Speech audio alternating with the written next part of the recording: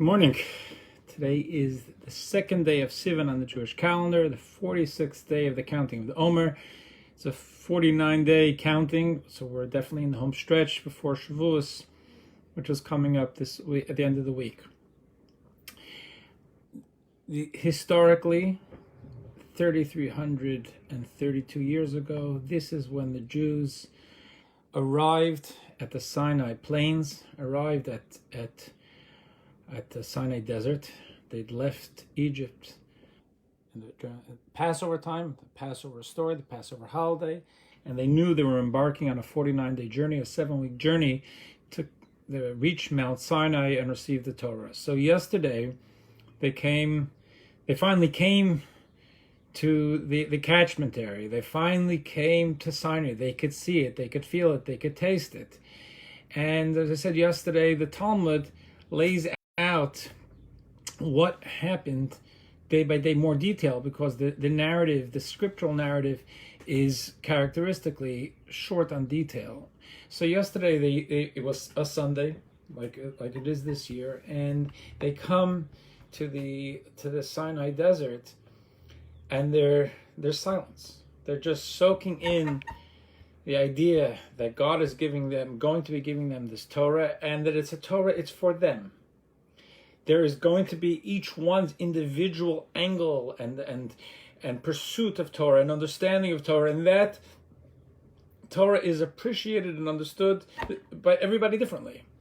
But there's a certain collective connection that God gives it to us all, and they soak that in, the unanimity of it.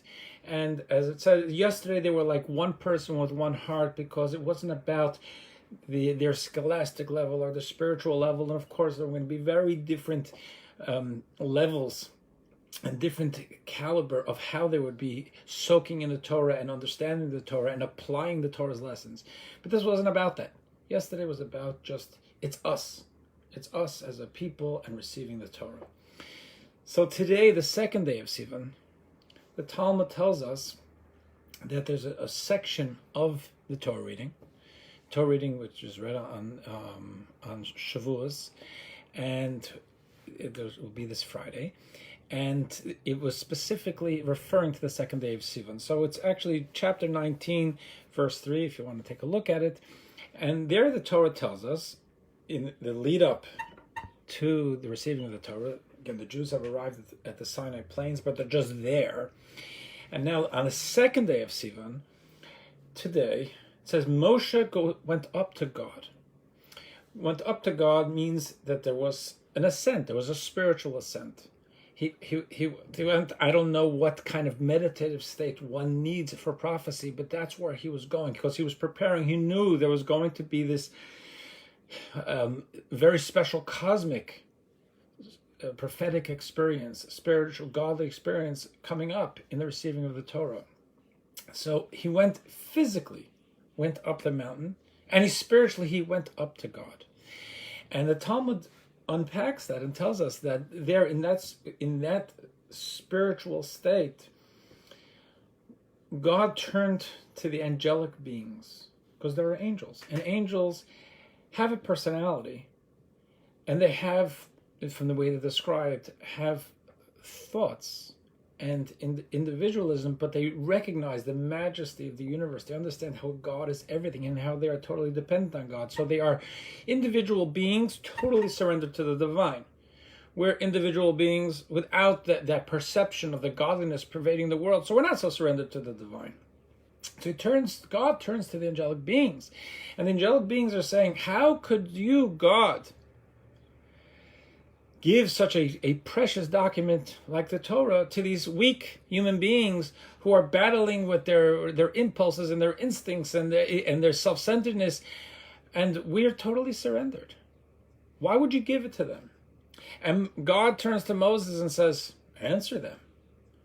Why should I give this to human beings? Why should I give this to flawed creations when I can give it to much more perfect surrendered creations, the angels?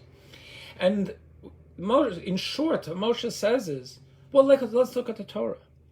The Torah says, be honest in business. And angels, do you do business? Do you have any pull to give you a creeping thought where maybe you think you could gain at someone else's expense and you could be deceptive? Is that even a challenge you have? Do you live in that world?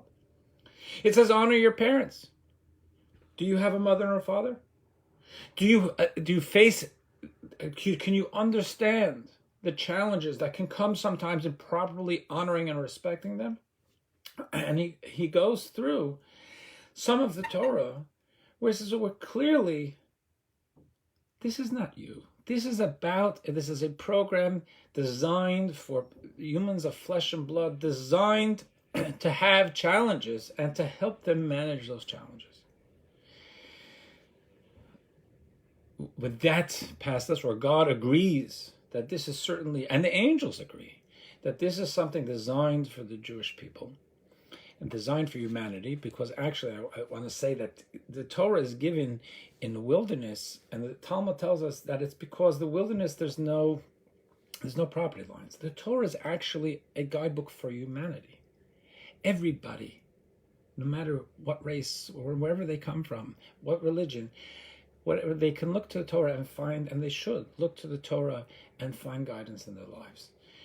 The Torah was given to the Jewish people, and when it comes to mitzvahs, there are many mitzvahs many more mitzvahs for the Jewish people. There's 613 mitzvahs for the Jewish people, and in general sense 7 for the world at large. But this is something that's for everybody. And then, so God says, I'm going to give it. I'm going to give the Torah. So the verse goes further. It says, so God spoke to Moses there on the mountain and says, this is what you should tell the house of Jacob and what you should speak to the sons of Israel. And the Talmud tells us, because it sounds repetitious, say to the house of Jacob, that's the Jewish people. Speak to the sons of Israel, that's also the Jewish people. So it's maybe it's a little flowery and poetic, but it seems repetitious. And the Talmud tells us, no, the house of Jacob means the women, and the sons of Israel means sons, the men. And what the Talmud says is that speak first to the women and then to the men.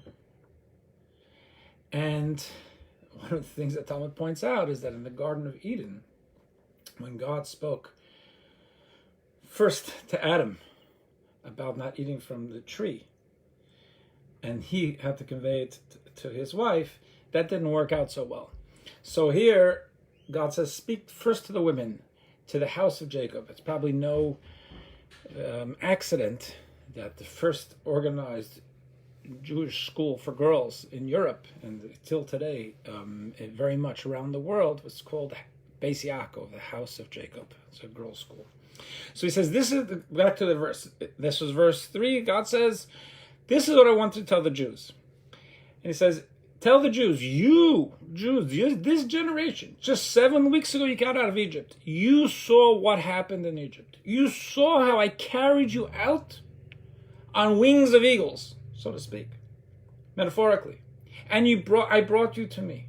In other words, God saying, you know I care about you. You know I love you. You know I took you out of your Egypt. In the real sense, that we all have Egypts, and when we talk about metaphorically, but this was actually Egypt, the Egypt Exodus. So Jews, bear that in mind. It's only 7 weeks ago, but humans forget. Memories fade. Recognize it. Who am I talking? Who is it giving you the Torah? The God who cares about you. And now, I'm asking you to listen to my voice and to honor and respect our covenant. He says, and then God says, and you will be a treasure for me, because the earth is mine, and I am choosing to give you something, a very specific mission. And what is that mission? It says, you will be for me a kingdom of priests.